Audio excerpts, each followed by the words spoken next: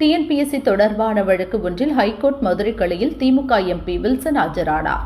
வழக்கு தொடர்பாக கோர்ட் பிறப்பிக்காத உத்தரவை பிறப்பித்ததாக வில்சன் கூறினார். இதனால் கடுப்பான நீதிபதி வில்சனை கண்டித்தார்.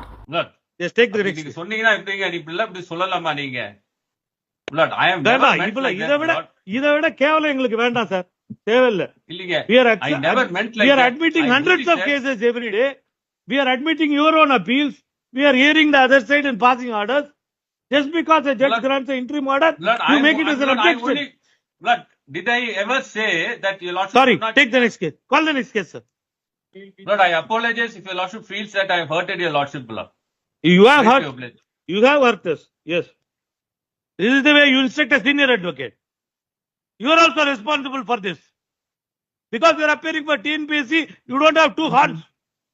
You are also an ordinary lawyer. Behave properly. Don't invite the displeasure of this court. I'm very sorry to say that.